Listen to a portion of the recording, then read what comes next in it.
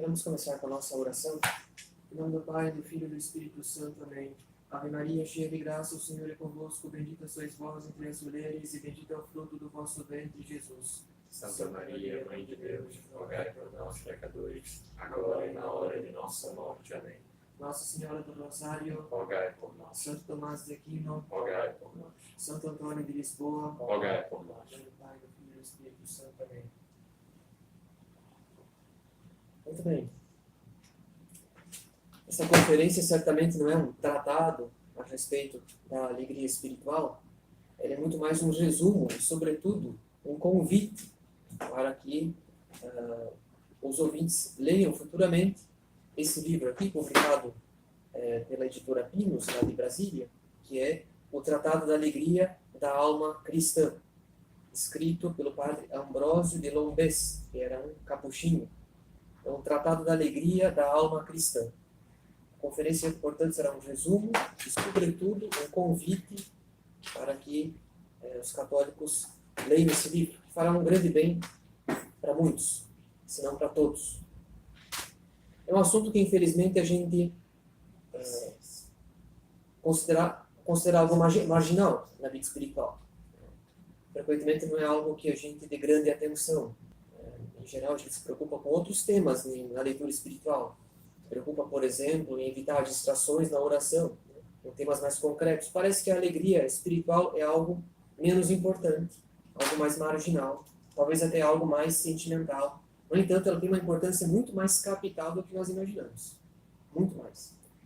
E talvez seja justamente a falta de alegria espiritual que seja a causa de uma vida espiritual bastante deficiente, bastante, digamos assim, instável. Então nós devemos conhecer a grande importância que esse tema tem para a vida espiritual. Nessa edição que foi feita do Tratado da Alegria da Alma Cristã, o prefácio ele é retirado do livro Exercício de Perfeição e Virtudes Cristãs, escrito pelo padre Afonso Rodrigues, que era jesuíta. Então, o prefácio é retirado desse outro livro. E, no prefácio, se trata dos danos da tristeza. Então, nada nos põe mais clareza na importância da alegria espiritual do que a consideração dos danos da tristeza. Quer dizer, através desse contraste dos danos da tristeza, a gente vê com clareza a importância capital da alegria na vida espiritual. Então, o padre Afonso Rodrigues, ele começa esse seu capítulo sobre os danos da tristeza, citando a Sagrada Escritura, o Antigo Testamento, o livro do Eclesiástico, o capítulo 30, no versículo 24, em que o autor sagrado diz: esteja muito de ti a tristeza, porque a tristeza a muitos tem causado a morte, e não há nela proveito algum. Então a tristeza a muitos causou a morte.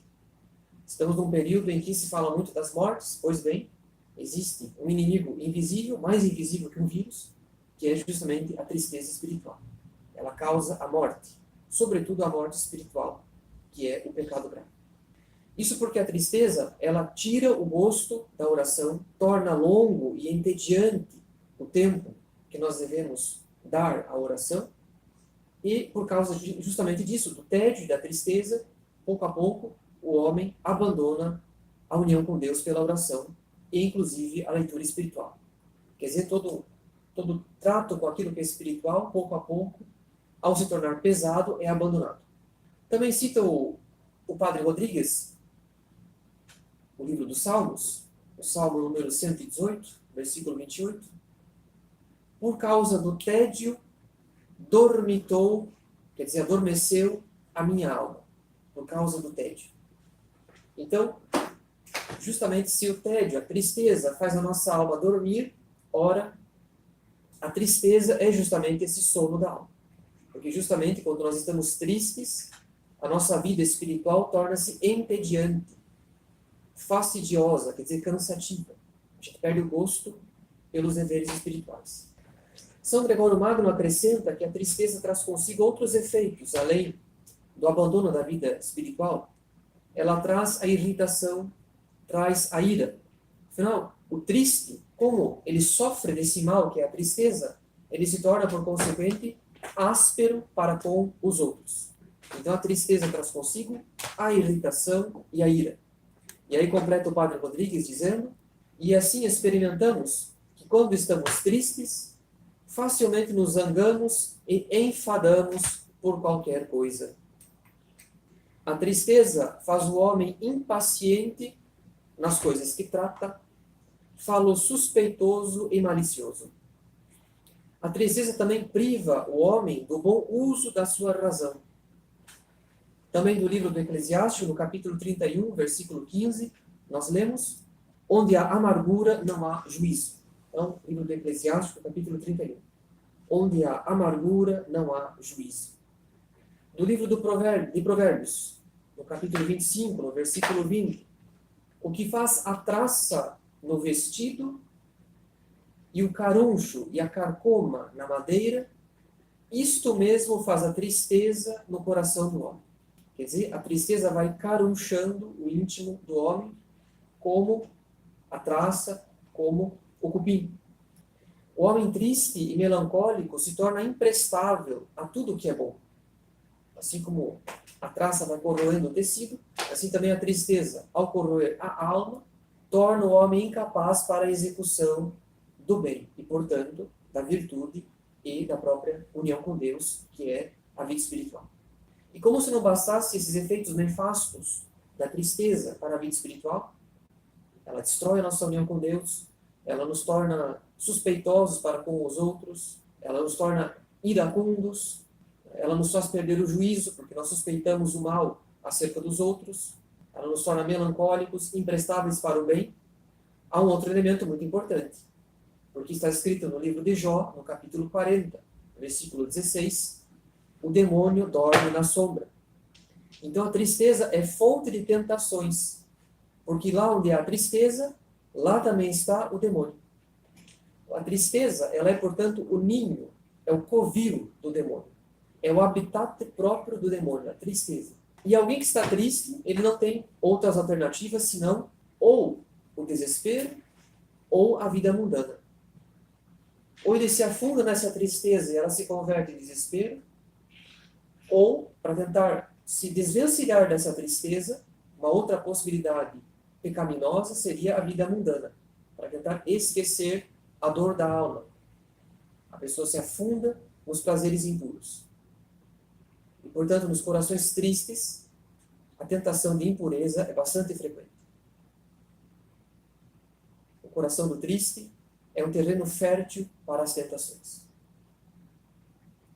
Então veja que em poucos minutos nós somos capazes de elencar terríveis males da tristeza para a alma. Também está escrito no livro do Eclesiástico, no capítulo 25, versículo 17. Com a tristeza vem todos os males. Nós já elencamos muitos males, mas o livro do Eclesiástico diz que com a tristeza vem todos os males.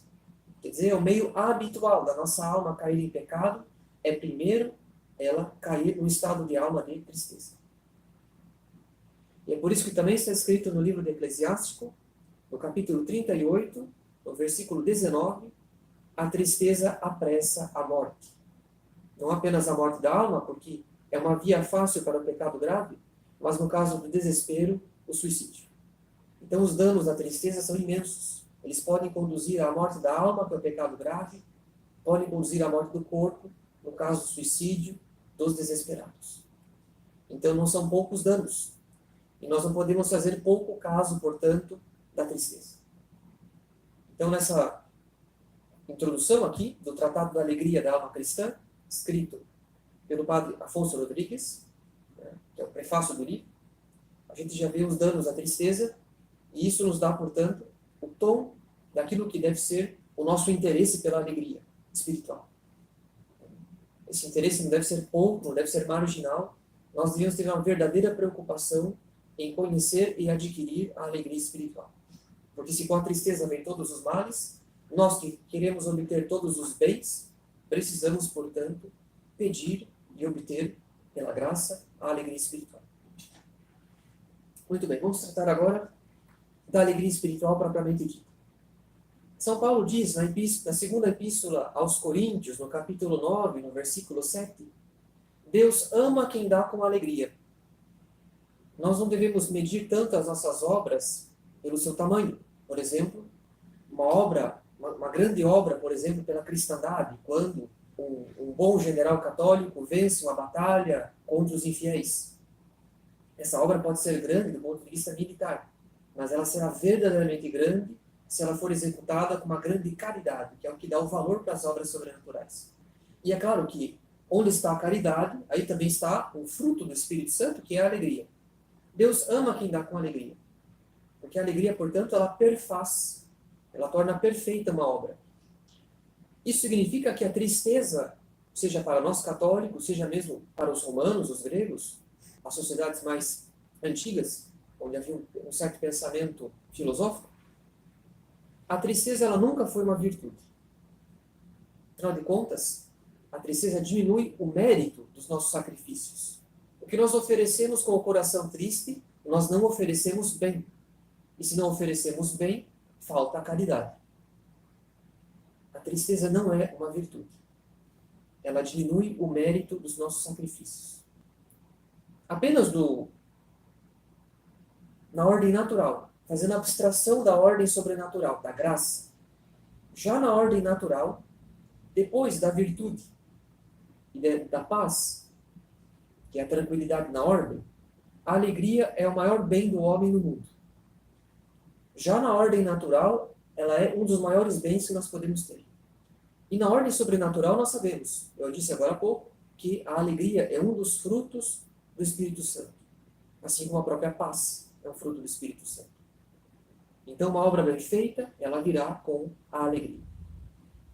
E, portanto, se uma obra bem feita, ela tem consigo a alegria, né? Deus ama quem dá com alegria, isso quer dizer que a virtude e a alegria são bens conexos, intimamente unidos. A alegria é a moeda pela qual Deus paga os nossos serviços. Se fizermos valer a alegria, Ele, Deus nosso Senhor, nos dará, nos acrescentará 100 vezes mais. Então, a moeda pela qual Deus paga a virtude, as obras de virtude, as obras virtuosas, é justamente a alegria. É o ganho que a alma tem para si, é a alegria daquilo que é bom, e que certamente também aperfeiçoa aquele que faz a obra boa. Ora, já que estamos tratando da alegria espiritual, é bom, desde já, fazer uma ressalva e distinguir essa alegria espiritual de qualquer outra alegria que seria imoderada e vem do excesso do uso dos bens sensíveis. Não se trata dessa alegria inepta, uma alegria tola, uma alegria que vem, portanto, do pecado. E, portanto, não é a verdadeira alegria. É apenas uma tolice do espírito. Ela vem de um excesso, portanto, é algo imoderado. Não é, portanto, uma alegria espiritual. Mesmo na alegria espiritual, nós devemos nos recordar aquilo que diz São Paulo, na Epístola aos Gálatas, que Deus, nosso Senhor, quer que nós sejamos sóbrios em tudo. Deus quer que nós sejamos sóbrios em tudo. E, portanto, a alegria espiritual não exclui a sobriedade, já que é uma alegria espiritual. É, afinal, a sobriedade, a moderação, a temperança, que nos dá o verdadeiro prazer no uso dos bens sensíveis. Quando fazemos uso das coisas sensíveis com moderação, a partir daquilo que a razão nos dita ser o limite das coisas, é aí que fazemos bom uso delas. E não somos absorvidos e destruídos pelos bens sensíveis, escravizados por eles. Então é justamente a temperança, a sobriedade, que dá o verdadeiro uso das coisas sensíveis. E, portanto, a alegria espiritual, ela inclui a moderação, ela inclui a sobriedade. Nós sabemos que a alegria mundana, essa alegria que vem do excesso do uso dos bens sensíveis, ela passa. E traz consigo amargas consequências.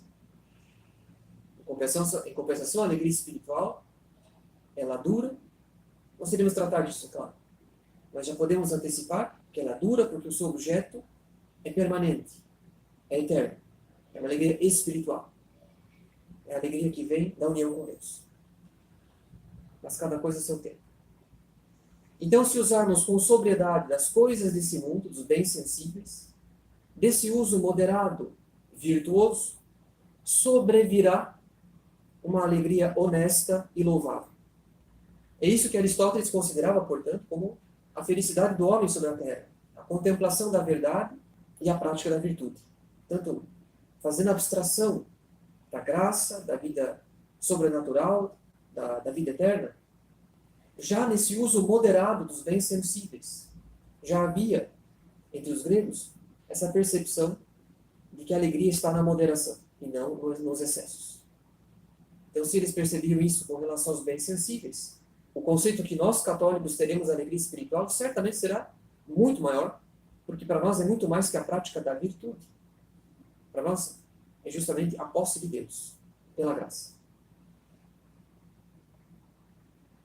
A alegria sensível, ainda que moderada, ainda quando o homem faz um uso moderado dos bens sensíveis, ela nasce dos sentidos e flui para o coração. Ela nasce dos sentidos, ela nasce de algum bem sensível, que inclusive pode ser usado com moderação, mas de todo modo nasce dos sentidos. E dos sentidos aqui vai para o nosso coração. Quer dizer, a alma se regozija com aquilo que vem dos sentidos. Já a alegria espiritual, por sua vez, ela nasce do coração. E aí se mantém. E só se comunica aos sentidos por superabundância. Quer dizer, ela nasce do objeto espiritual e reverbera depois nos sentidos, por superabundância, por excesso. A gente pode pensar especialmente em certas experiências místicas, em que os santos muitas vezes não conseguiam conter o ardor que eles tinham no coração, que era um efeito sensível de uma grande caridade. Vamos pensar no coração de São Felipe Neri, por exemplo, que havia aumentado. E ele sentia um grande ardor no seu coração. Justamente porque tamanho era o seu amor a Deus, que aquilo reverberou de maneira sensível no seu coração. Então a alegria espiritual nasce no interior, reverbera para o exterior. A alegria sensível nasce das coisas sensíveis e só então é que flui para o coração. O que significa que a alegria sensível ela é sujeita a alterações contínuas. Basta que os bens que a produzem cessem. A alegria de estar com alguém muito querido. Quando essa pessoa se ausenta, essa alegria cessa. A alegria de possuir certos bens materiais, por mais nobres que sejam. Se esses bens se esvaem, se eles se perdem, essa alegria, consequentemente, também se perde. Em compensação, a alegria que brota do espírito, essa é sólida, essa é permanente. Como a própria alegria que provém da virtude, que é um bem espiritual. A virtude é um bem espiritual. Bom, se a alegria sensível, ela pode ser perdida quando o objeto que a produz desaparece, então, se esse objeto se ausenta, se ele desaparece, essa alegria se perde. Em compensação, no caso da alegria espiritual, ninguém pode nos tirar essa alegria, a não ser nós mesmos. A alegria espiritual é como uma participação nossa à alegria dos eleitos na luz da glória. E os eleitos, nós sabemos bem, eles não perdem a bem-aventurança. É impossível que os santos do céu percam a alegria. Ora, a alegria espiritual é como que uma participação a esta alegria. Enquanto nós nos mantemos unidos a este objeto que nos produz a alegria espiritual, ela não passará. Ela só passará se nós nos desprendermos deste objeto que produz a alegria espiritual. Consequência? Ninguém, além de nós mesmos, pode nos tornar infelizes de uma infelicidade interior espiritual. À medida em que a alma se encontra unida a Deus, que ele é o objeto da sua alegria, é claro que Deus não passa. E enquanto a alma permanece unida a Deus, essa alegria também não passa. essa alegria passa se eu quiser me separar de Deus. Então eu posso causar a minha própria infelicidade. Em compensação, Deus não pode nos causar a nossa infelicidade porque Ele é a fonte da nossa alegria. O padre Ambrósio de Lombesse diz: aquilo que nós chamamos de tristezas não o são até o momento em que nos fazem perder a alegria. Estivéssemos nós na pior das misérias, não seríamos miseráveis se nós estivéssemos contentes pela nossa sorte, pelo nosso destino, por aquilo que nos ocorre. E é assim que devemos estar sempre, contentes mesmo nas piores misérias. Uma alma suficientemente cristã e sensata não se perturba jamais pelos acidentes da vida, nos quais ela reconhece a direção da divina providência. Então, uma alma cristã não se perturba com aquilo que lhe ocorre de adverso, porque crê na providência, posto que ela, a providência, visa sempre o nosso maior bem. Deus quer o nosso bem. Se nós aderirmos a essa verdade de fé, tudo o que nos ocorrer será sempre para o nosso bem. E, portanto, deve nos causar uma misteriosa alegria espiritual. Somente eu posso me tornar infeliz se eu ceder à fraqueza e duvidar desta verdade de fé. Deus quer o meu bem. Então, aquilo que me torna triste, só me torna triste quando eu desisto de ver nisso uma ocasião de alegria espiritual, de confiança em Deus. É justamente o meu olhar, a posição que eu assumo diante da coisa é que pode me deixar triste, que pode me fazer perder a paz.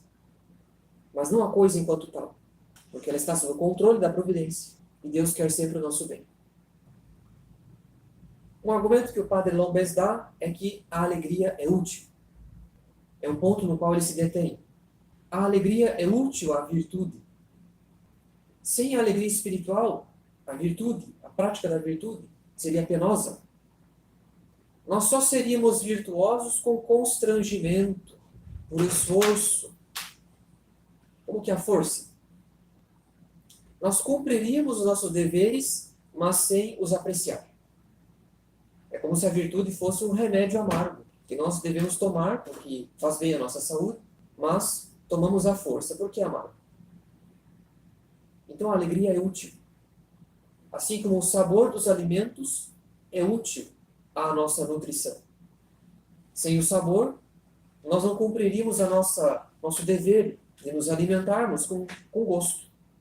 Quer dizer, o sabor dos alimentos ele torna a nossa alimentação mais agradável, é útil, portanto, à nossa nutrição. Assim também a alegria espiritual é como que o pão da vida de virtude. Torna a virtude fácil, torna agradável. Nós apreciamos praticar a virtude. A alegria espiritual também é útil não apenas à virtude, torna a virtude menos penosa, mais agradável, mas também é útil aos negócios. Afinal de contas, é preciso ter a alegria espiritual para suportar as penas, as contrariedades do trabalho. A alegria espiritual também é útil à sociedade. Afinal de contas, um coração alegre, ele ganha os demais. Uma pessoa alegre ganha um certo ambiente. Ela é útil, portanto, à vida em sociedade. Em compensação, um coração triste afasta as pessoas. Outro bem que vem com a alegria, que a torna útil, é que quanto mais um coração é alegre, mais as ideias são claras. A tristeza é como uma noite do espírito. Quando nós estamos sob o efeito da tristeza, nós julgamos mal as coisas. Nós suspeitamos o mal do próximo. Então a alegria espiritual é como um céu claro, um céu límpido, sem nuvens, que torna aquele dia bastante claro, que ilumina os objetos, um céu sem nuvens, com o sol brilhando, os objetos ficam iluminados, ficam claros. Assim também é a alegria espiritual na nossa alma. Ela nos faz julgar as coisas com clareza. A alegria não apenas é útil, mas também um outro argumento do padre Lombesse é que a alegria é necessária. Sem alegria não há mérito. Como que eu posso esperar de Deus que Ele recompense as minhas obras se eu as faço como que por constrangimento, por obrigação, como que um fardo, murmurando contra a providência que me dá que permite certas cruzes, que permite certas tentações, certos obstáculos. É claro que esse trabalho mal feito, como um esposo que dá para sua esposa um buquê de flores murchas, é claro que, se não houver alegria, nós não teremos mérito nas nossas obras. Um filho não agrada à mãe se ele faz aquilo que a mãe lhe pede de maneira contrariada, murmurando, com ironias. É claro que isso não agrada à sua mãe. E muitas vezes a mãe vai preferir que o filho não faça nada, se for para fazer neste estado de espírito. Isso é tão mais verdade quando estamos tratando da vida espiritual. A tristeza não apenas ela nos impede de ter méritos na vida espiritual, como também ela obscurece os talentos, os dons que Deus nos deu. A tristeza, ela como que fecha a alma, ela como que enclausura a alma nesse estado de espírito, impede a pessoa de exercer as suas qualidades. A alegria também é necessária porque na Sagrada Escritura nós lemos que Deus quer que estejamos sempre alegres. Se Deus, nosso Senhor, nos dará a sua própria beatitude, Ele nos fará participar da sua própria alegria, da sua felicidade no céu, como que aqui na terra Ele não irá nos fazer felizes. Como que aqui nesta vida nós podemos conceber que não há senão tristeza, amargura, desespero, etc. Não, isso não convém a Deus, isso nós não podemos esperar de Deus. Ele que nos promete a felicidade eterna, Ele que nos dá a sua própria felicidade em partilha, que nos faz participar da sua própria beatitude, certamente quer nos fazer felizes, alegres, também nesta vida. O próprio de Deus é querer nos comunicar o bem. E a alegria é o bem. Mas é claro, a felicidade, a alegria que nós podemos obter nesta vida não é nada além, nada mais é do que uma participação, um derramamento daquela alegria, daquela felicidade eterna. Então a alegria do cristão consiste justamente em participar, ainda que de maneira um pouco fraca, ainda que de maneira limitada, mas de todo modo participar da alegria dos eleitos. E isso certamente é infinitamente melhor do que qualquer bem deste mundo. Como eu disse, a alegria desse mundo, ela passa. Hoje nós podemos ver a sociedade rindo, cantando, fazendo festas, caindo nos maiores excessos. Amanhã a sociedade pode estar chorando amargamente. E nós vemos isso acontecendo. A sociedade atualmente chora. Chora de desespero porque vê que o sonho de uma sociedade de consumo e de busca do prazer pode cessar a qualquer instante por um colapso sanitário, econômico, político, etc. A gente vê que transformar o mundo num paraíso construído pelo homem tem o seu preço. Então a alegria espiritual, que é uma participação da alegria dos eleitos, ela é certamente melhor do que qualquer coisa que o mundo possa nos oferecer. São Paulo diz que o homem nunca viu aquilo que Deus prepara para os seus eleitos. Nós não podemos imaginar o que é a felicidade do céu. Está muito acima, infinitamente acima dos nossos sentidos. E de uma certa maneira, para os pagãos, para aqueles que não vivem a vida espiritual, eles também não podem imaginar como que nós católicos somos felizes.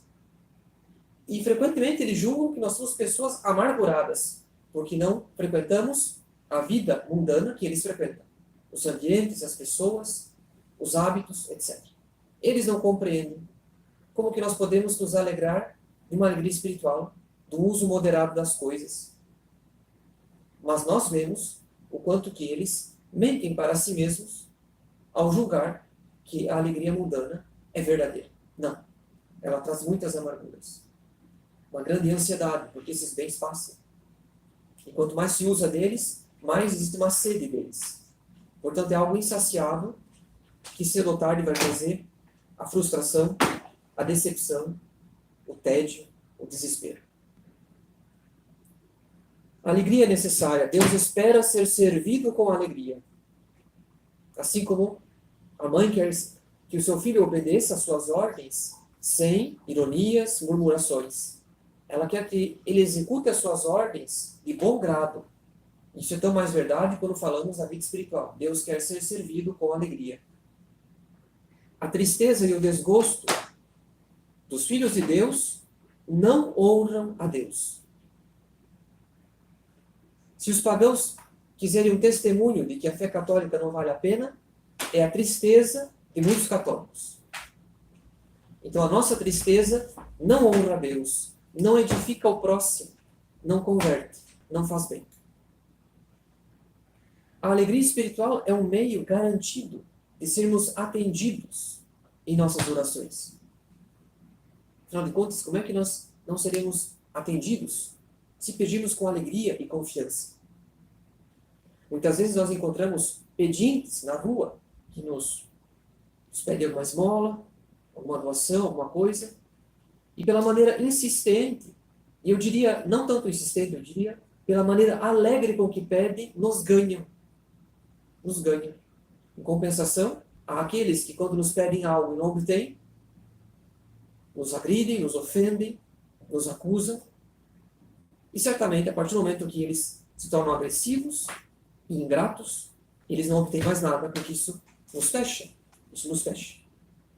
Agora, aquele que, mesmo na pior das misérias, ainda é capaz de guardar uma certa jovialidade de espírito, ele nos ganha. A gente se sente constrangido de ajudar um pedinte que pede algo com alegria. Ora, nós que somos mendigos da graça de Deus, que precisamos da graça, se pedirmos com alegria, temos a garantia de obtermos.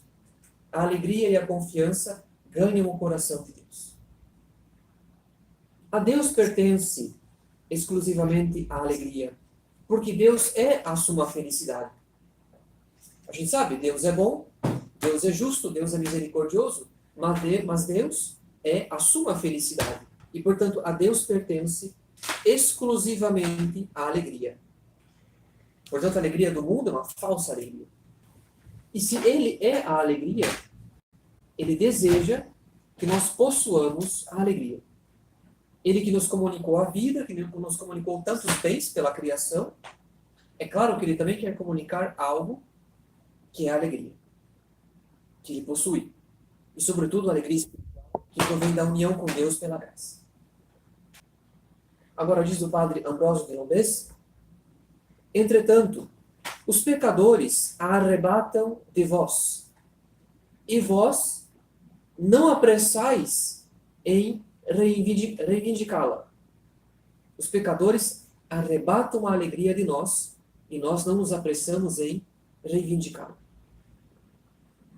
A eles, aos pecadores, cabe ser tristes, e a vós alegrar-vos. A alegria deles é uma loucura extrema, e a vossa tristeza, um erro lastimável. A alegria deles é uma loucura extrema, e a vossa tristeza, um erro lastimável. Como que pode os pecadores, que sabem que o salário dos seus pecados será a condenação, serem alegres, e nós que sabemos que o salário das obras virtuosas, ainda que sob a pena, o sofrimento, será a recompensa no céu? Como que pode eles, que estão fadados à condenação, serem alegres frequentemente? De uma alegria inepta, de uma alegria tola, de uma alegria passageira, certamente, de uma alegria falsa, mas em todo caso, de uma certa alegria. E quanto a nós, que possuímos a graça, que praticamos a virtude, que temos vida de oração, estamos numa constante tristeza, nós que esperamos o paraíso, temos certeza da salvação que nos promete Deus. E mesmo assim, uma constante tristeza. Portanto, essa tristeza é um erro lastimável. Enquanto que a alegria deles, uma alegria que vem da inconsideração, daqueles que não querem considerar o fim do pecador, a consequência trágica do pecado, essa falsa alegria, ela é uma loucura.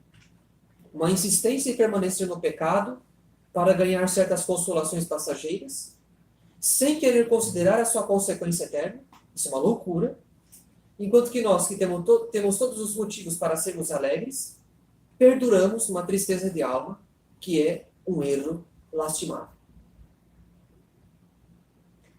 Um argumento muito importante do padre Ambrósio Lopes é que, por que Deus fez o mundo com tanta beleza, com tanta variedade? Nós sabemos que o homem não tem acesso à maior parte do universo. Aliás, quantas pessoas tiveram a oportunidade de viajar ao mundo todo? Pouquíssimas. Nós não temos essa capacidade, não diria nem a capacidade, mas o tempo necessário de vida para percorrer todo o globo terrestre e poder sondar todas as paisagens, todas as riquezas da criação. E não temos toda a ciência para conhecer as riquezas da biologia, da física, da química, da matemática. Simplesmente, uma vida é pouco para fazer uso de todos esses bens. Então, para que essa abundância de bens na natureza, se não para que isso sirva para o nosso próprio espetáculo, para nos trazer alegria, para nos maravilhar. Mesmo Immanuel Kant, aquele filósofo alemão do idealismo, ele mesmo dizia que o céu estrelado era um espetáculo. E, de fato, quem já teve a oportunidade de ver o céu estrelado, não nas grandes cidades, nos grandes centros urbanos em que isso não é possível, mas para quem já teve a oportunidade de ver o céu estrelado no campo, sabe que é um espetáculo realmente maravilhoso, que causa uma profunda impressão na alma. É literalmente uma janela do céu para o espaço. E, portanto, essa riqueza e variedade da criação serve sim para algo. Serve para o nosso maravilhamento, para nos causar alegria. É o nosso espetáculo. Na medida em que o mundo serve para nos causar alegria, então o mundo nos pertence. Mesmo os pobres, mesmo os desvalidos, quando eles olham o espetáculo da natureza e da criação, eles veem, o mundo nos pertence. O mundo está aí para nos causar alegria, para nos maravilhar. Nos pequenos detalhes, até as obras monumentais. Desde o detalhe de uma flor, até a majestade de uma montanha, até as estrelas, é claro. O mundo nos pertence porque serve para nos maravilhar. A maior parte do mundo é para o nosso espetáculo, muito mais que para o nosso uso. Todo o pai quer que seu filho se pareça com ele, seja nas suas virtudes, seja também no seu caráter, na sua profissão, mas de todo modo, o bom pai tem a tendência de querer que seu filho se pareça com ele. Porque isso serve de glória para o pai. Que um dia os seus filhos, ou melhor, as pessoas digam que seu filho parece com você. Ele é tão honesto quanto você. Ele é tão zeloso, tão trabalhador quanto você. Então, a glória do pai são os seus filhos que se parecem com ele. Ora, Deus, que é nosso pai, quer que nós nos pareçamos com ele. A glória de Deus é que nós sejamos semelhantes a ele. Que nós sejamos imagens, espelhos, reflexos da sua bondade de pai. E isso só é possível pela alegria. Como que eu posso ter uma grande união com Deus que não traz consigo a alegria espiritual? Que grande servo de Deus é esse que nunca está alegre? Que não comunica alegria no seu modo de ser? Não seria um servo de Deus? Não seria ainda menos um filho de Deus? Seria, no máximo, um funcionário da casa de Deus. Para sermos parecidos com Deus, nosso Pai, devemos procurar a alegria cristã. Nós tratamos no começo que existe uma alegria natural que provém do uso moderado das coisas. Alegria sensível. Existe uma alegria também espiritual, que é a alegria da virtude. A alegria que vem da virtude. A virtude é um bem espiritual. É um bem da nossa alma. Mas a suma alegria do cristão consiste na posse de Deus pela graça. Não há nada que possa nos alegrar mais do que a fonte da alegria, do que Deus, o sumo bem. Portanto, o fato de possuirmos a Deus pela graça deve, por natureza, essa presença deve, por natureza, nos comunicar, nos trazer, nos produzir em nós uma alegria. Mas como é uma alegria que vem da presença de Deus, ao mesmo tempo que Deus nos causa alegria, a sua presença, ao mesmo tempo, como estamos diante da majestade divina, é uma alegria moderada, uma alegria modesta, uma alegria adorante, respeitosa. Uma alegria, portanto, que não tem excessos. Não é porque Deus nos causa alegria que essa alegria deve ser um arrebatamento, um excesso. Não. A presença de Deus nos causa alegria. Mas certamente não é próprio da alegria espiritual qualquer excesso. É a alegria mundana que é frenética. A alegria espiritual não. É uma alegria, portanto, edificante. Ela faz bem a quem está em torno. É a alegria mundana, que é histérica, que é frenética. Muitas pessoas usam entorpecentes para obter algum tipo de alegria, algum tipo de prazer sensível. Uso de drogas para participar de certas festas. Veja que a alegria mundana, ela é produzida como que a força, frequentemente. A prova de que ela é uma falsa alegria. E o pior é quando o efeito de festas e drogas passa. A profunda sensação de vazio que isso traz. Muitas vezes o desespero, o tédio, o ódio da própria vida. Ora, a alegria espiritual que nasce da presença de Deus na nossa alma, ainda que Deus seja a suma alegria, a suma felicidade, o sumo bem, esta alegria, no entanto, ela é edificante, ela é moderada. Porque justamente ela causa uma moderação no nosso agir. Porque se estamos com Deus, se Ele é a fonte da nossa alegria, então nós não temos esse ardor, essa voracidade no uso dos bens sensíveis. Isso produz uma moderação no nosso agir, no nosso ser. Uma paz que o mundo não pode dar, como disse o Cristo no Evangelho. A paz que eu vos dou, o mundo não pode vos dar. E o mesmo podemos dizer da alegria. A alegria que eu vos dou, o mundo não pode vos dar. O mundo pode nos roubar de tudo. E mesmo assim, a alma que está unida a Deus não perde a alegria. Só perderia se perdesse a Deus. Mas como o mundo pode nos roubar muitos bens, pessoas, coisas, a nossa reputação, a nossa saúde, entretanto, o mundo não pode nos roubar Deus. Apenas eu posso expulsá-lo da minha alma pelo pecado grave. E enquanto eu permaneço unido a Deus, eu tenho a alegria espiritual. Na medida, é claro, em que eu exerço essa presença de Deus pela vida interior. Então, esses são os bens da alegria espiritual. Ela é útil, ela é necessária. É um bem que Deus quer nos dar, porque Ele é o sumo bem, Ele quer que nós sejamos alegres. Porque é o efeito da sua presença em nós, é uma consequência. É o prêmio das virtudes. É a moeda com a qual Ele nos paga o serviço da vida de virtude. Então agora devemos passar para os meios de conservar a alegria. O primeiro meio para conservar a alegria é manter-se na justiça. Afinal, quando eu digo justiça, é claro que estou me referindo ao estado de graça. A graça, o primeiro efeito dela é nos justificar, é remover em nós a falta e nos devolver à presença de Deus. Então, a alma que tem a consciência tranquila está continuamente alegre. Se ela não teme, ela guarda uma alegria. Alegria espiritual, claro.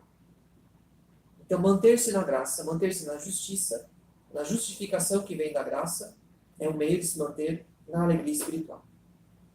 Eu não posso esperar a alegria espiritual se eu tenho uma vida ainda de pecado. Deus me livre de pecado habitual. Grave. O segundo meio para manter-se, para conservar a alegria espiritual, consiste em ocupar o espírito com aquilo que pode alegrar o coração. Nós não podemos afastar o nosso espírito da tristeza se não nos ocupamos com aquilo que pode nos causar a alegria. Onde houver um vazio, é claro que a tristeza vai entrar. Nós não nascemos para saciar as paixões. Certamente não é esse o fim da vida humana. Nós nascemos para algo que nos supera, que é maior que nós, que não são as paixões, que nos são inferiores. Nós nascemos para aspirar à grandeza, e não qualquer grandeza, mas sim a grandeza da vida eterna. Então lá está a nossa felicidade. Então nosso espírito deve se ocupar constantemente com a busca da glória eterna, da felicidade eterna. E isso vai afastando a tristeza de nós. Um terceiro meio para conservar a alegria é pedir insistentemente a alegria a Deus. A alegria é um fruto do Espírito Santo, eu disse, ela é um bem espiritual, ela é necessária para sustentar-nos na prática da virtude. Então, nós devemos pedi-la a Deus. Geralmente, quando alguém está doente, a mãe faz para essa pessoa o seu prato favorito, porque sabe que, mesmo alguém que está com dificuldade para se alimentar, está com falta de apetite, quando ela vê um prato que lhe agrada, ela come. Então, assim também, se certas virtudes são penosas, se algumas nos causam sofrimento, porque não conseguimos praticá-las, pois bem, peçamos a alegria de praticá-las. É a alegria que vai nos sustentar na prática da virtude. Se nós não nos alegramos em praticar a vida espiritual, o demônio certamente encontrará algo que nos alegre. Ele não perderá a oportunidade de nos oferecer uma falsa consolação. Então nós devemos pedir a Deus a alegria de servi-lo com alegria, como diz o Salmo 99. Servite Domino in Laetitia. Servir o Senhor com alegria. Nós devemos pedir na oração a graça de servir a Deus com alegria. Muitas vezes pedimos a Deus que nos dê a graça de praticar esta virtude, de vencer aquela tentação, mas nos esquecemos que o meio muito eficaz para perseverar nessa virtude ou vencer aquela tentação é nada menos do que a alegria. Até porque a razão de eu não conseguir praticar certa virtude ou vencer certa tentação é porque eu julgo que a prática dessa virtude me traz pena, sofrimento, tristeza, ou que se eu não cair em certa tentação, eu serei infeliz. Eu estarei perdendo alguma coisa. Então, para praticar a virtude e vencer as tentações, é necessário pedir a Deus a alegria espiritual. A alegria é um meio de se manter na justiça, de se manter na graça. Se a vinda de Nosso Senhor trouxe a alegria à terra, os anjos vieram cantar com os pastores o nascimento do Cristo, então como não pedir a alegria? Seria uma falta, praticamente, não pedir a alegria. Sendo que Deus veio trazer a alegria com o seu nascimento. Deus desce do céu, por assim dizer, para nos trazer a alegria. A alegria da redenção, é claro. Mas, de todo modo, a alegria. Um outro meio para conservar a alegria é o amor a Deus e o fervor no seu serviço. O amor a Deus e o fervor no seu serviço. O padre Lombès diz: não, uma alma morna e covarde não possuirá jamais essa alegria que é o maná escondido, reservado àqueles que dominaram as paixões e superaram a indolência. Então as almas mornas e covardes não possuirão a alegria que é um maná escondido àqueles que superaram as paixões e superaram a indolência, a fraqueza. A perfeita caridade expulsa o temor servil que nos mergulha na tristeza e no abatimento. Então, palavras do padre Ambrósio de Lombès. Consequência é que quem ama a Deus com fervor não pode ser triste. O fervor exclui a tristeza. Quem se compraz em conversar com Nosso Senhor, quem encontra nele o seu centro, o sentido da sua vida, este terá alegria na oração. Não apenas na oração, mas na vida. E aqui nós vemos a circularidade. Quem reza obtém alegria. E quem é alegre tem mais gosto em fazer oração. E isso, portanto, lhe inclina a rezar mais. Mas quem conhece a Deus apenas através do limo do qual está coberto, por causa da tristeza, esse só o conhece de longe, só o ama imperfeitamente, não se apraz nele e se entedia na sua presença. Se a tristeza, ela como que sufoca a graça de Deus em nós o conhecemos imperfeitamente. Nós o amamos de maneira bastante deficiente. E, portanto, é claro que a sua presença não nos traz alegria. Então é preciso superar a tibieza e obter o fervor, que é a garantia da alegria, uma vez que não existe tristeza, onde existe a perfeita caridade. Outro meio para para conservar a alegria, consiste em procurar a verdadeira liberdade pelo desprendimento completo. O padre Lombès diz: a alegria não pode ser a partilha dos escravos. E somos escravos na medida em que estamos amarrados. Então, o apego às criaturas nos amarra às criaturas. E enquanto nós temos esse apego, não existe alegria verdadeira, uma alegria completa. Porque enquanto existe o apego, nós estamos prostrados na dependência dessa criatura, num tormento interior, que consiste no medo em perder essa coisa. Então, enquanto nós estamos na dependência, na escravidão, no apego excessivo a certas coisas, no medo de perdê-las, é claro que aí não existe liberdade de espírito e, consequentemente, não existe alegria espiritual. Portanto, para obtermos uma verdadeira alegria, é preciso ter um verdadeiro desprendimento de tudo. Então, o preço da alegria é muito alto. É desprender-se de tudo. Mas como ela é um bem imenso, é claro que vale a pena. Até porque esse apego às coisas nunca vai nos trazer nada.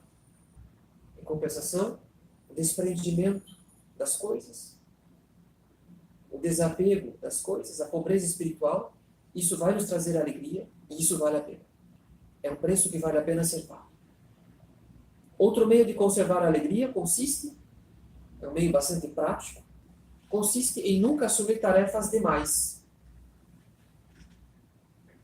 O padre Lombés diz: tudo, exceto o dever rigoroso, deve ceder à liberdade interior, à paz e à alegria.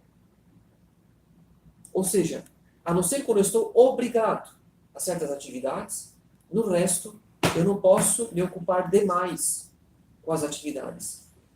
Porque isso pouco a pouco vai trazer a tristeza, por causa do cansaço. Nós nunca devemos nos ocupar com alguma coisa excessivamente, por um longo tempo. Por quê? Isso traz um cansaço físico e espiritual, e isso vai desgastando, inclusive, a qualidade com que nós executamos uma certa atividade. Então, o que garante que nós façamos as coisas bem feitas é a variação de ocupações.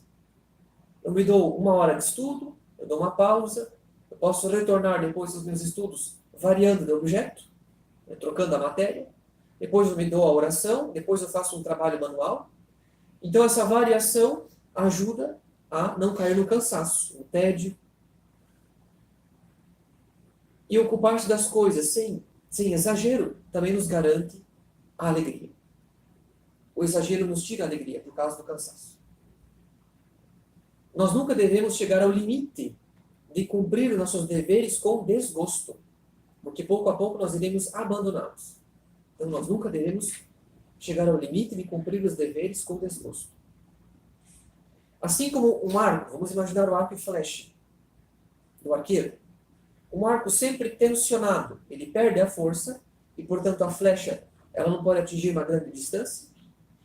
Do mesmo modo, um homem está sempre em tensão, está sempre em atividade, ele destrói a própria saúde, ele destrói a sua paz interior, a sua alegria interior também. Então ele precisa se distrair, ele precisa de um descanso legítimo. Aliás, até mesmo os animais se divertem um pouco, brincam entre eles, sobretudo os filhotes.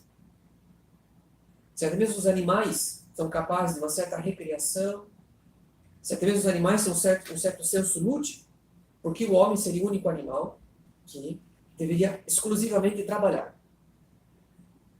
Quer dizer, seria uma concepção comunista da natureza humana, portanto falsa.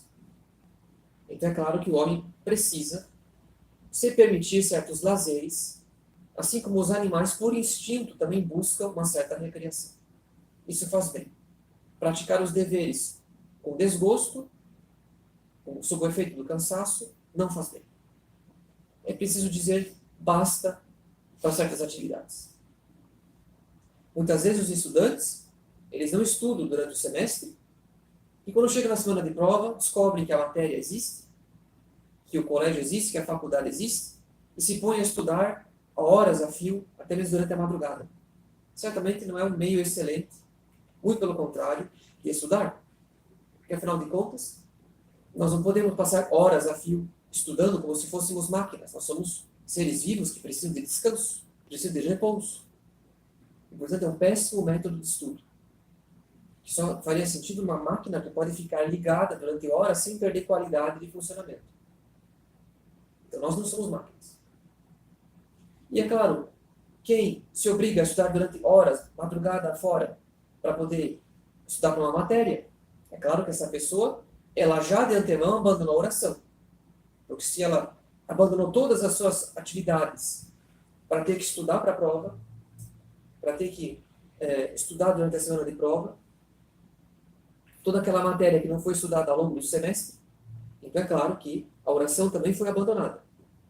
E uma pessoa que se expõe ao grande cansaço de estudar durante uma semana de prova, durante todos os períodos, de manhã, de tarde, de noite, de madrugada, e que não reza, ela fica exposta às tentações.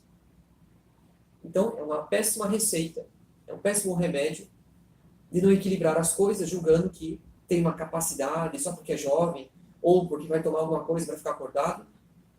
É uma péssima receita que faz muito mal para a vida espiritual. O penúltimo meio de se conservar a alegria consiste em contentar-se com pouco.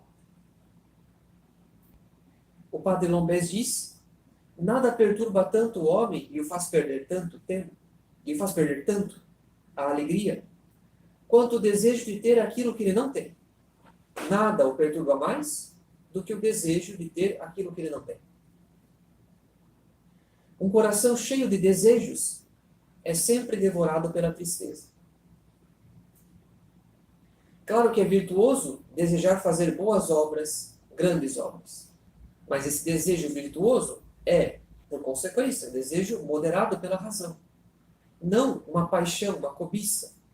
Não um excesso.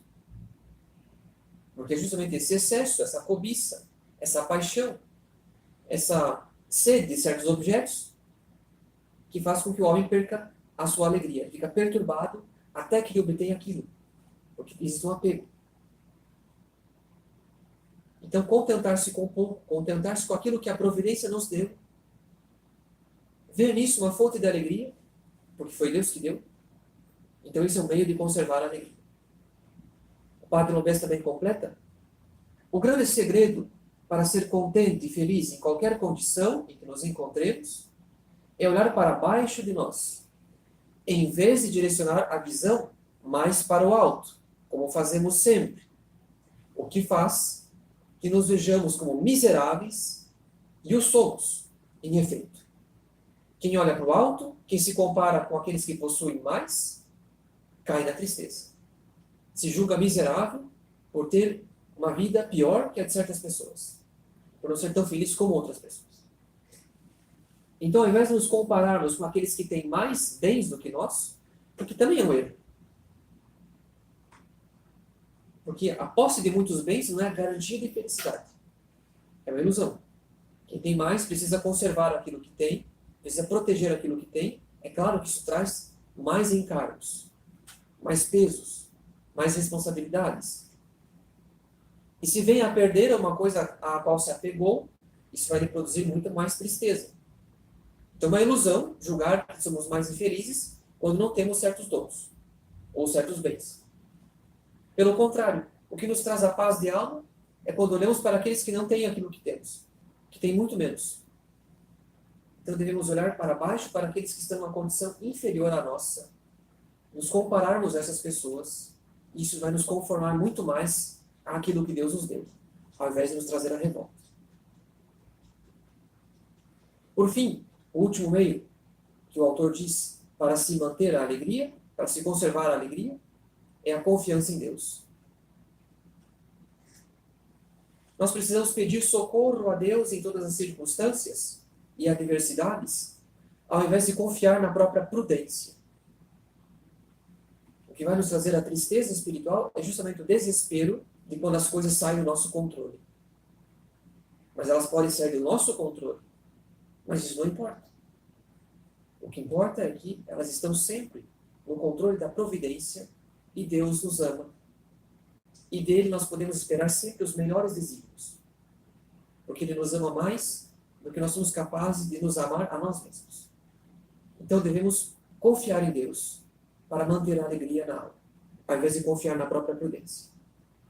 O que Deus nos der, bendito seja o seu santo nome. O que ele tirar de nós, bendito seja o seu santo nome. A confiança que nos mantém sempre numa igualdade de ânimo. Que nós não perdemos a paz por aquilo que vem ou por aquilo que vai.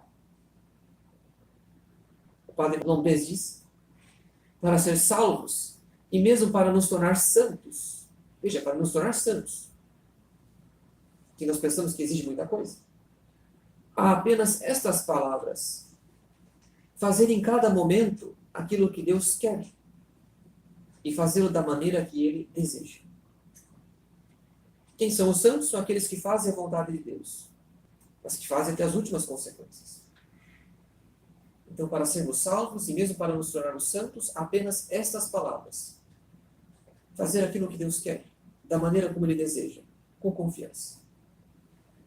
Por fim, uma vez que tratamos dos meios de conservar a alegria, vamos agora dar 3 remédios à tristeza. Já que a tristeza é um grande mal, ela produz a morte espiritual, que é um pecado grave, ela dispõe a nossa alma a pecado grave. Então devemos também pensar nos remédios ao mal da tristeza. E também ao pecado da tristeza, a tristeza voluntária.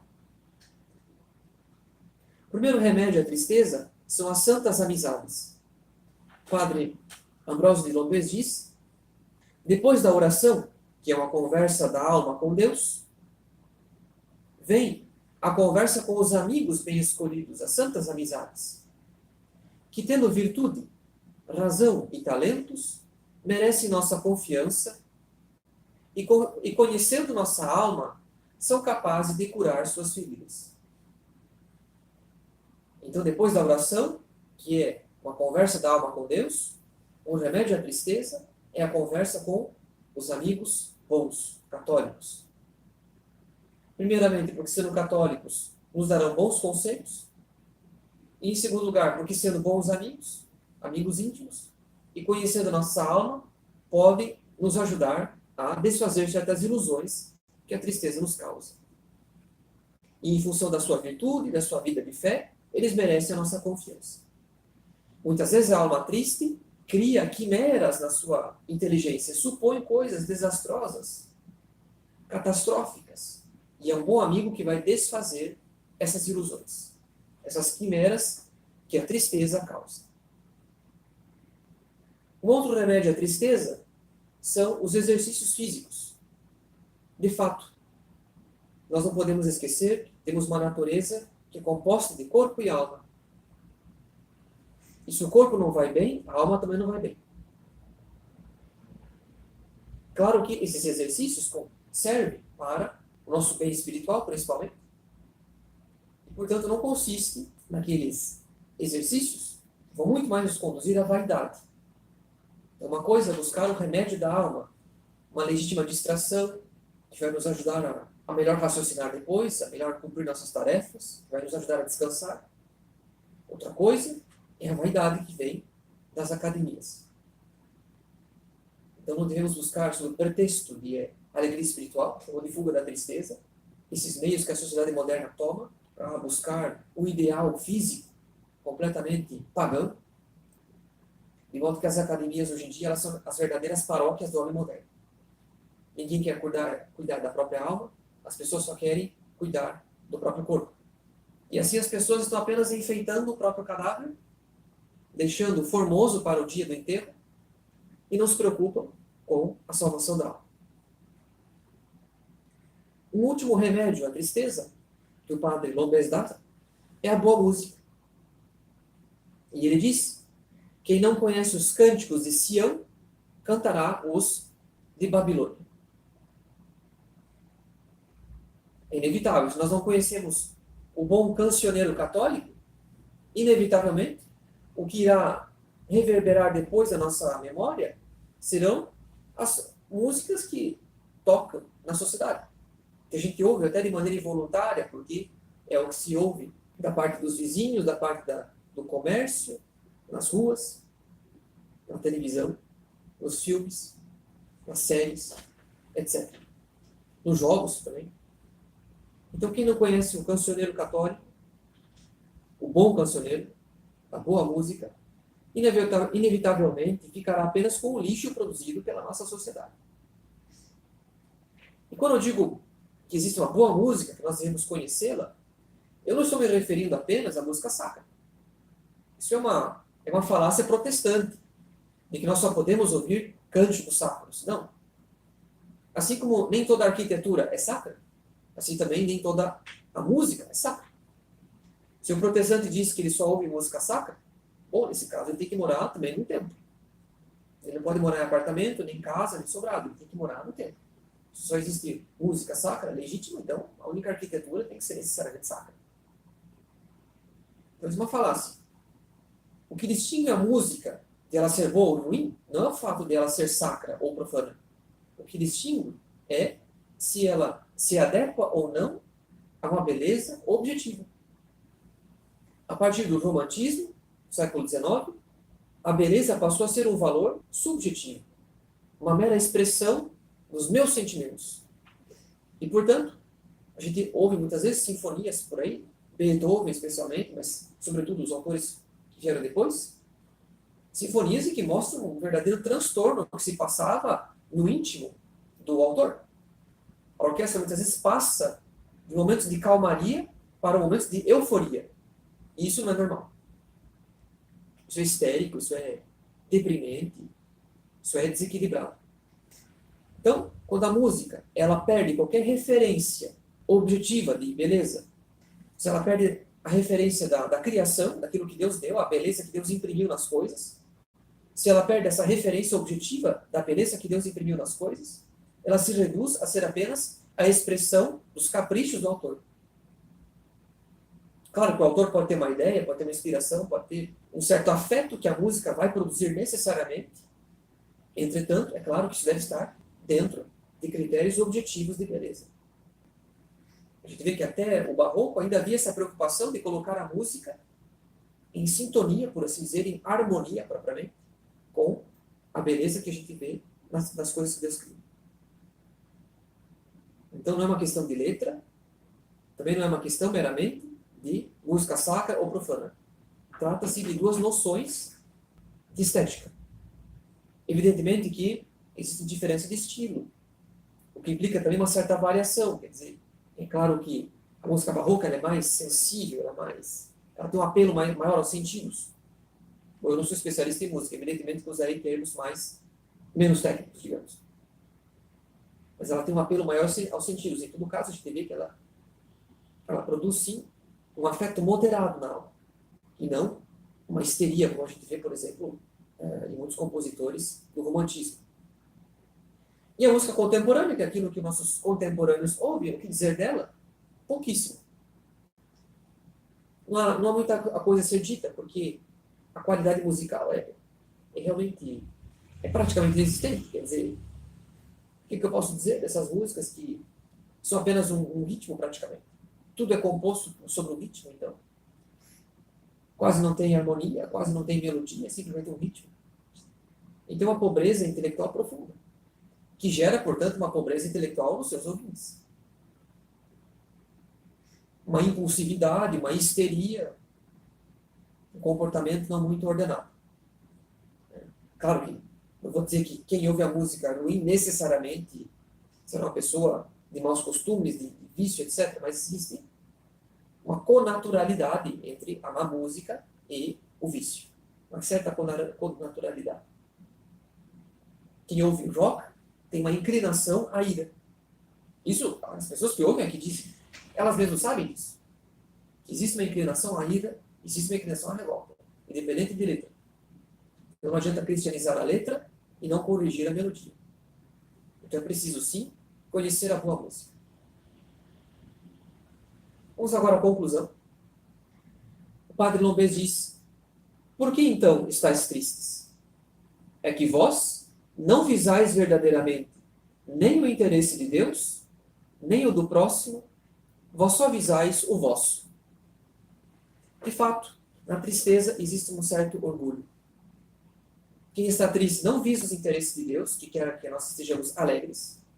Não visa os interesses do próximo, porque não serve bem à sociedade. Visa apenas esta lamúria perpétua de alguém que não suporta ter perdido certa coisa, certo bem, certa criatura. Portanto, essa murmuração perpétua, ela é a cantoria da alma orgulhosa, que não suporta ter perdido algo. E, portanto, o triste não visa o bem de Deus, nem o do próximo, ele apenas canta a própria miséria. São Gregório Magno diz que o homem precisa de um prazer. Se ele não o encontra no serviço de Deus, irá procurá-lo nas loucas alegrias do mundo. Isso nos remete àquele ponto em que a alegria ela é útil. Se nós não encontramos a alegria na prática da virtude, na união com Deus, na vida de oração, se nós não temos a alegria espiritual, o demônio proverá algo para preencher essa sede de alegria. A nossa natureza, ela se inclina à alegria. É natural que nós queremos a alegria. É natural que nós queremos o prazer. A nossa natureza tem uma inclinação natural ao prazer. E tem uma repugnância natural à dor. Então, se a prática da virtude não produz uma alegria espiritual, é claro, evidentemente que nós iremos sucumbir a uma falsa alegria. Se nós não temos a alegria de praticar a virtude, nós não superaremos as dores que vêm das adversidades. E os obstáculos que vêm de certos bens árduos, difíceis de serem obtidos. Então, diante daquilo que é árduo, ou diante de uma tentação, nós iremos capitular. Se não temos a alegria espiritual. Então, esse é o grande bem da alegria espiritual. Ela nos mantém unidos a Deus, porque justamente um efeito da sua presença em nós. A alegria espiritual, ela coroa a presença de Deus em nós. Ela é, portanto, o fruto do Espírito Santo. E enquanto nós temos a alegria de servir a Deus, nós ficaremos imunes às tentações. Elas se apresentarão muito menos sedutoras. Nós teremos o gosto em praticar a virtude e superar obstáculos, em amar a Deus nas piores adversidades. Como São Lourenço, na grega, que soube até mesmo, de uma certa maneira, menosprezar o seu martírio, porque a sua alma estava invadida de uma profunda e verdadeira alegria espiritual. Pois bem, ele respondeu algumas perguntas agora. Alguém pergunta, como distinguir a tristeza espiritual da tristeza emocional? Bom, como eu disse, a alegria sensível, ela vem de um bem sensível. Por exemplo, a alegria de se tomar um bom vinho. É a posse de um bem sensível. Uma alegria sensível. Em compensação, a alegria espiritual, ela é a posse de um bem espiritual, a união com Deus. Então é claro que uma certa tristeza espiritual seria uma desolação. Seria o fato da alma estar privada de uma certa consolação da união que vem da união com Deus. Claro, isso ocorre em situações de provação. A pessoa não tem gosto na oração, apesar de ela não ter cometido, digamos, nenhum pecado que expulse a presença de Deus na sua alma. Então ela pode sim ter uma certa desolação espiritual, uma certa falta de gosto, de consolação sensível, de fato. Porque nós temos a união com Deus, que é produzida pela graça, e nós temos outros bens que são conexos e que Deus nos dá para nos ajudar, sobretudo no começo da vida espiritual. Deus dá consolações no começo da vida espiritual para que a gente não desista, para que a gente progrida, para que a gente persevere. E nas provações que Deus nos envia para o nosso progresso, Ele retira esse gosto na oração. Mas, é claro, a sua presença está ali. E, portanto, lá no mais íntimo de nós, se Deus está lá, a alma pode se alegrar até com o fato de estar sendo provada. Porque ela sabe que disso virá grandes frutos. Isso é algo bastante misterioso. Quer dizer, a alma que sofre a provação, a tribulação, a desolação, ela é privada de certas consolações sensíveis que ocorrem na oração. Mas à medida que Deus está ali, ela é capaz de se alegrar, de saber que dessa provação sobrevirá uma união com Deus ainda maior. E é por isso que a Santíssima Virgem podia sim, no mais íntimo, no recôndito da sua alma, ter alegria espiritual apesar dela contemplar a fonte das suas dores, que era o Cristo crucificado. A sua parte mais sensível sofria de ver aquele espetáculo de horror que era a paixão. Mas o mais íntimo da sua alma, ela percebia o quanto que a humanidade iria lucrar da redenção de nosso Senhor Jesus Cristo. Então, em Nossa Senhora, existe essa perfeita harmonia entre a dor e a alegria, entre a dor e o amor. Então, pode haver uma certa tristeza que vem das paixões, como está dito na pergunta, uma tristeza emocional, que não exclui uma alegria espiritual íntima, profunda, que é de saber que, apesar de eu ter sido privado de certo bem sensível, que me traz uma tristeza sensível, eu não perco ainda assim a alegria espiritual. Então, a tristeza sensível, ela pode conviver com a alegria espiritual. E a desolação na oração pode conviver com a mais íntima alegria espiritual. E saber que até a desolação pode servir para o nosso progresso. E, aliás, serve muito. Porque Deus nos faz crescer por meio da desolação. Padre, pessoas com um temperamento melancólico têm maior propensão a se entregar à tristeza. Sim, a propensão natural. Ela trata todas as coisas com muita profundidade. Com muito, claro, por causa da introspecção. Qual seria a melhor forma de combater a tristeza no melancólico? Bom, se for um nível muito profundo, é claro que é preciso de ajuda médica. A pessoa tem que entender que se é algo realmente muito profundo, ela precisa de ajuda para compensar alguma substância, algo que falta no organismo, que inclina a pessoa excessivamente à tristeza. Do contrário, é claro, se trata apenas de uma inclinação à melancolia, a pessoa deve fugir de curtir a própria tristeza. O melancólico, infelizmente, ele tem uma inclinação, e ele custa para se dar conta disso, que ele curte a própria tristeza. Ele acha gozo em se fechar no seu mundo e ficar lembrando de objetos que lhe trazem tristeza. De ouvir músicas tristes, de assistir filmes tristes. Ele não pode ver na tristeza uma fonte, digamos assim, paradoxal de alegria. Quer dizer, um certo masoquismo de querer curtir. Ele vai exigir que as pessoas lhe deem atenção. Então, ele não pode se entregar à tristeza que lhe vem. Aquela tristeza involuntária que aparece e que ele curte. Ele busca ouvir música ou assistir filmes que o mantenham nesse estado de espírito. Não, isso seria um pecado. Manter-se na tristeza, sendo uma tristeza ilegítima, uma tristeza involuntária, que vem, curtir essa tristeza seria um pecado. E ele deve pedir a Deus alegria, claro. E ter boas amizades católicas que o ajudem a ver as coisas com clareza. Claro, também ouvir a boa música, eu dei os remédios da tristeza também. Outra pergunta. Além disso, como a igreja vê a depressão enquanto doença psiquiátrica de fato? Isso tem uma raiz espiritual ou, nesse caso específico, é mera deficiência de neurotransmissores? Ora, sim, a depressão é uma doença, mas ela pode ser piorada com a tentação.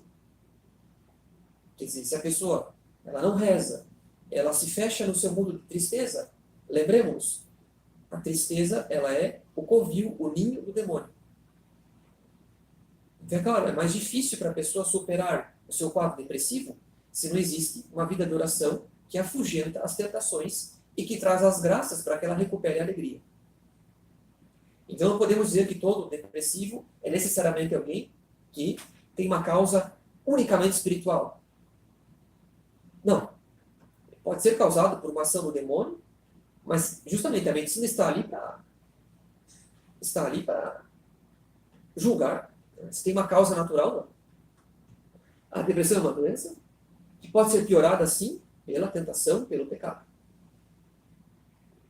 Agora, se existe uma raiz espiritual, uma pessoa que estava bem, que vivia bem, e que de repente caiu numa profunda tristeza, bom, a gente precisa pedir ajuda aos psiquiatras, aos psicólogos, aos médicos, para saber se existe uma causa natural. Porque se não houver uma causa natural e um profundo quadro de tristeza, bom, pode ser sim um malefício. Pode ser um malefício. Escutar música toda hora ajuda, indifere ou já causa um problema? Bom, Ouvir música o tempo todo não é equilibrado, não é algo muito justo. Afinal de contas, as músicas boas, ainda que elas moderem, ajudem a moderar as paixões, ainda que elas ajudem a nos ter um estado de alma mais virtuoso, elas nos inclinam mais à virtude, à boa música. De todo modo, aquilo que é excessivo não convém. A gente vê, inclusive, muitas vezes, quando houve esses concertos, né, esses grandes profissionais da música, que devem treinar durante horas e horas a fio, a gente vê que ele sempre tem um trejeito, sempre tem um modo de ser bastante curioso. Quer dizer, a gente vê um estilo de vida praticamente necessariamente alternativo para quem é músico. Justamente porque mesmo a boa música, se ela é excessiva, se é algo de excessivo, isso ao invés de ajudar a pessoa a se inclinar à virtude, isso pode ser um prejuízo. Tem que haver também momentos de silêncio, né, para que a alma possa usar da razão. Né?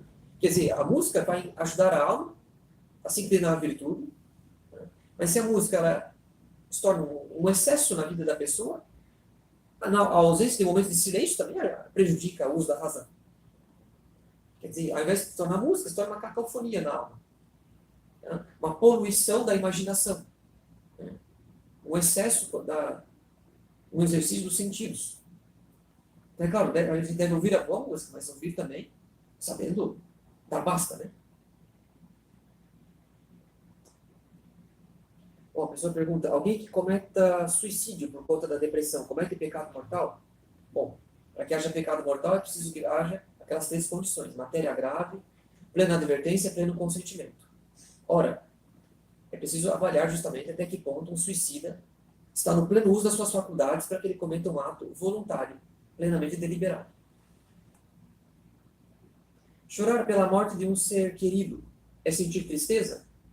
Bom, é uma tristeza legítima, na medida em que a perda de alguém querido é um bem. Os parentes, os amigos, eles são um bem. Portanto, essa tristeza ela é legítima, até porque nós lemos no Evangelho que o Cristo chorou diante do túmulo de Lázaro. Só que, é claro, essa tristeza, que ela é natural, ela provém da ausência de um ente querido. No entanto, ela deve ser moderada pela nossa esperança da vida eterna. Então, o que nós não podemos ter é uma tristeza injustificada, uma tristeza que não tem causa legítima, e que toma proporções que nos impedem justamente de exercer a confiança em Deus, o amor de Deus e as demais virtudes.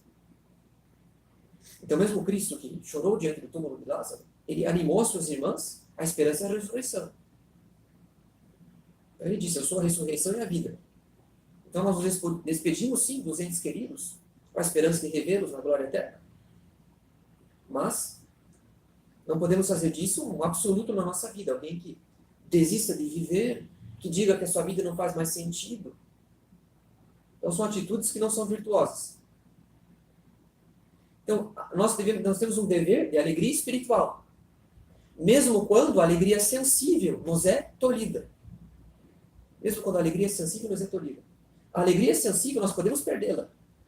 Alguém que cai, que sofre uma falência nos negócios, que perde um ente querido, que não passa num concurso, ela tem um motivo de tristeza sensível.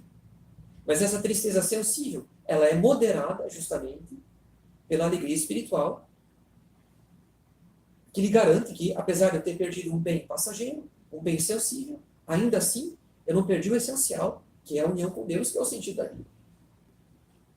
Então, a tristeza sensível, ela é moderada pela esperança, pela caridade, pela alegria espiritual. Para os melancólicos, como identificar rapidamente as tentações de tristeza e vencê-las? O problema do melancólico é justamente que ele sofre de uma inclinação à tristeza injustificada. Quer dizer, não é quando alguém morre, quando ele não passa no concurso, quando ele perde o emprego, que ele sofre de uma tristeza sensível. Não. Muitas vezes ela não tem causa. A pessoa acorda com um sentimento de tristeza. Então ele tem que perceber isso. Uma tristeza injustificada, que não tem causa, que não tem motivo. Simplesmente ela aparece. Essa tristeza deve ser combatida. E o demônio pode sim causar uma tristeza injustificada para qualquer pessoa, não só o melancólico que tem as suas inclinações à melancolia. Uma última pergunta aqui. A vida intelectual, buscar o conhecimento, a verdade, poderia ser recomendado para todos os casos de pessoas com depressão e tristeza? Porque as pessoas hoje em dia não a buscam? Infelizmente, nem todas as pessoas têm aptidão à vida intelectual. Até porque elas não foram treinadas para isso desde a infância. A gente pode dar um bom livro para uma pessoa de idade que sofre de depressão ou de tristeza, ela não vai ler frequentemente. Infelizmente, ela não está em condições de buscar a verdade porque não foi treinada para isso, porque não vê grandes vantagens nisso. É difícil. É por isso que os sacerdotes se obrigam frequentemente a gravar conferências. Porque justamente pelos meios atuais de comunicação, a gente consegue comunicar certos conteúdos mais difíceis, com uma linguagem mais fácil, por meio mais acessível. Enquanto que aquilo que está nos livros que nós lemos não atrai as demais pessoas. Então, é claro que a busca da verdade é um meio excelente de se alcançar a alegria espiritual, porque justamente pelo estudo que chega à revelação. Deus se revelou, nós devemos conhecer aquilo que Ele quer nos comunicar. E isso vai nos trazer a alegria de saber que Deus nos ama, que Ele nos redimiu, que Ele nos espera na glória eterna. Mas, infelizmente, falta aptidão a isso, porque as pessoas não estão treinadas, desde a escola, a se interessar pela vida intelectual. E isso não apenas a geração dos idosos, que frequentemente não tem nenhum interesse pela vida de leitura, mas já nos adolescentes a gente vê um profundo descaso por aquilo que é espiritual. Porque, afinal de contas, os bens intelectuais, eles exigem um certo esforço. Eu preciso raciocinar. Enquanto que os bens sensíveis, eles se dão de maneira imediata aos nossos sentidos e nos arrastam. Então, por causa disso, nós devemos moderar os bens sensíveis que nos atraem por natureza, enquanto que os intelectuais, nós devemos buscar com um certo esforço. Então, aquilo que é intelectual exige esforço, e as pessoas fogem do esforço hoje em dia, com muito mais frequência. E aquilo que é aprazível, as pessoas buscam, e nós devemos fazer muito mais um esforço de moderar aquilo que é aprazível. Então, é claro, a sociedade se deixa vencer pelo deleitável e não busca a vida intelectual. Então, o que nós devemos fazer é mostrar para as pessoas que uma vida fundamentada no deleitável é uma ilusão. A maior prova disso é a situação atual, em que as pessoas entram em pânico, com medo da morte, com medo do fim dos negócios. Então, pouca coisa serve para que as pessoas entrem em pânico e vejam que elas vivem um mundo completamente fantasioso, ilusório, fundamentado apenas no deleitável. A nossa vida deve estar fundamentada, pelo contrário, na alegria espiritual, que provém da união com Deus. Pode o mundo desabar em torno de nós? Se nós vivemos na graça, nós temos a esperança da vida eterna, e isso nos traz, portanto, uma segurança invencível. Vamos fazer nossa oração. Em nome do Pai, do Filho e do Espírito Santo. Amém.